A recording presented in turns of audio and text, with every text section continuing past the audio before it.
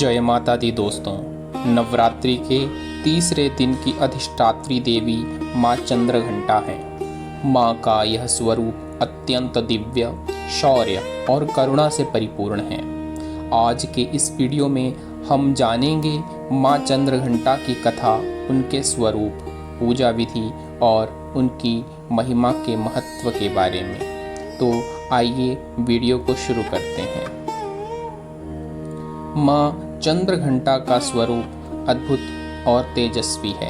उनके मस्तक पर आधे चांद के आकार का स्वर्णिम घंटा सुशोभित है।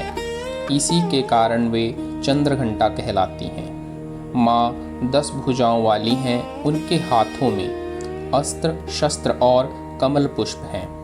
उनका वाहन सिंह है, जो साहस और पराक्रम का प्रतीक है। माँ का यह रूप भक्तों को शांति और निर्भयता प्रदान करता है। पौराणिक कथाओं के अनुसार जब माँ पार्वती ने भगवान शिव को पति के रूप में पाने के लिए कठोर तप किया, तब अंततः उनका विवाह हुआ। विवाह के समय भगवान शिव अपने गणों और भयानक स्वरूप में हिमालय के द्वार पर पहुँचे। यह देखकर जब पार्वती जी के रिश्तेदार और माता पिता भयभीत हो गए, तब देवी ने चंद्रघंटा रूप धारण किया और अपने सौम्य लेकिन वीर स्वरूप से सबका भय दूर किया। विवाह के पश्चात उन्होंने असुरों और दानवों से धर्म की रक्षा के लिए कई युद्ध लड़े और उन्हें पराजित किया। इस रूप में माँ चंद्रघंटा ने संसार को यह संदेश दिया कि भक्तों की रक्षा हेतु वे सदैव तत्पर रहती हैं। आइए अब जानते हैं कि माँ की पूजन विधि किस प्रकार से की जाती है। नवरात्रि के तीसरे दिन माँ चंद्रघंटा की पूजा की जाती है। इस दिन भक्तजन स्वच्छ पीले या सुनहरे वस्त्र पहनते हैं। माँ को दूध और सफ़ेद मिठाई अर्पित करने से विशेष कृपा मिलती है।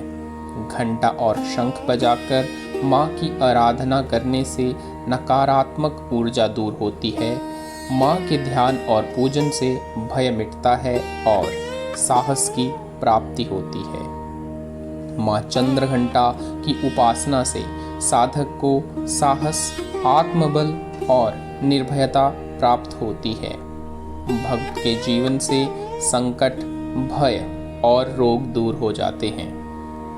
माँ का स्वरूप हमें ये सिखाता है कि भक्ति के साथ साथ हमें अन्याय और अधर्म के विरुद्ध खड़े होने का साहस भी रखना चाहिए। जो साधक निरंतर माँ चंद्रघंटा का ध्यान करते हैं, उनके जीवन में शांति, सुख और समृद्धि का वास होता है। माँ की कृपा से साधक का मन और आत्मा दिव्यता से परिपूर्ण हो जाती है। माँ चंद्रघंटा हमें जीवन के लिए यह शिक्षा देती हैं कि भय और संकट से कभी घबराना नहीं चाहिए, बल्कि साहस, संयम और आस्था के साथ हर कठिनाई का सामना करना चाहिए। उनका स्वरूप हमें यह प्रेरणा देता है कि भक्ति पथ पर चलने वाले व्यक्ति को कभी भी अकेला नहीं छोड़ा जाता। माँ सदैव उसके साथ खड़ी रहती है।